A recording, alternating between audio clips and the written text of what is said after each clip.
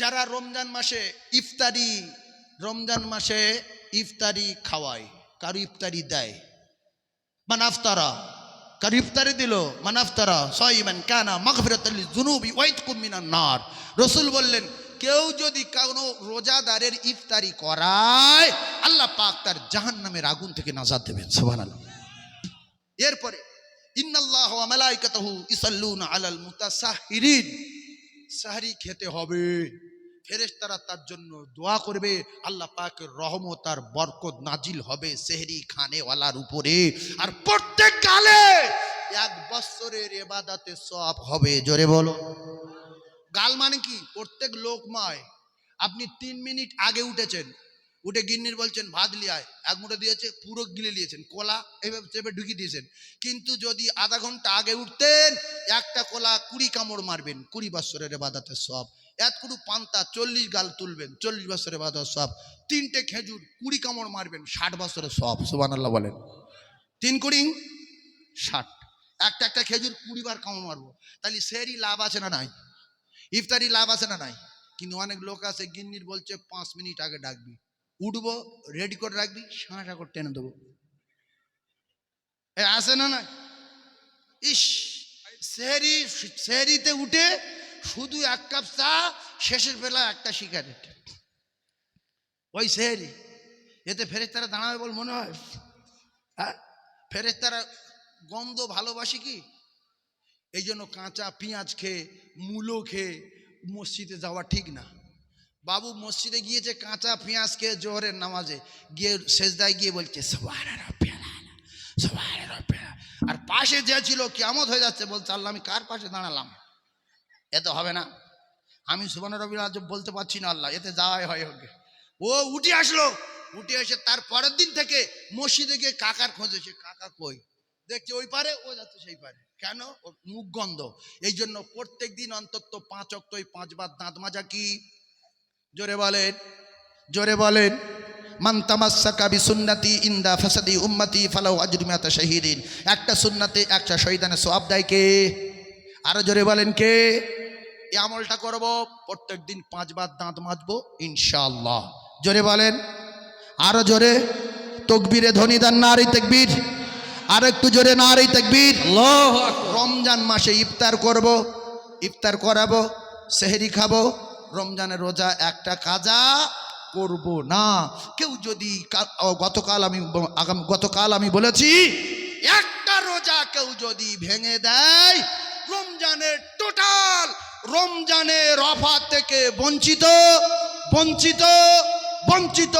এর জন্য রমজানের অফার নাই, অফার নাই।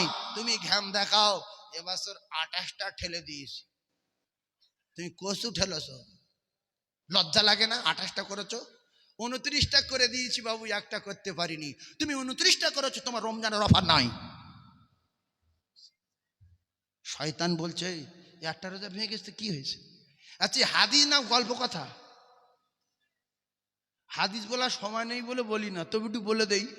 মান সামা রমাদান ঈমানাও ওয়া ইহতিসাবা খারাজা মিন যুনুবিহি কায়াউমিন ওয়ালাদাতুহু উম্মুহু ওয়া ফি রাওয়াতিন মান সামা রমাদান আউয়ালুহু ইলা আখিরিহি খারাজা মিন যুনুবিহি কায়াউমিন ওয়ালাদাতুহু উম্মুহু।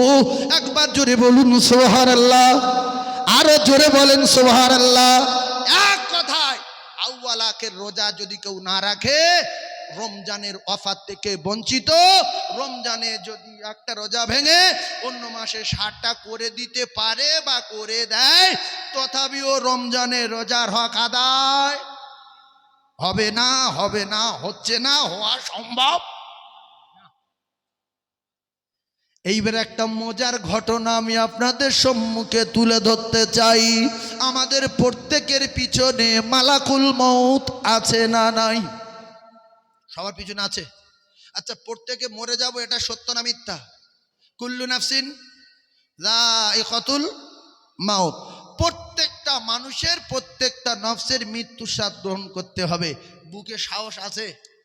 কে কে মরবেন আল্লাহকে হাত তুলে দেখাতে হবে। দেখি কে কে মরবে, আমি 2 হাত তুলি।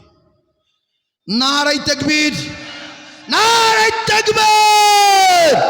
আল কোরআনের আলো, আল হাদিসের আলো বসিয়াট আল্লামা মাওলানা দরবার শরীফ বসিয়াট আল্লামা মাওলানা দরবার শরীফ পীর সাহেব হুজুর কিবলা পীর সাহেব হুজুর কিবলা নারে তাকবীর।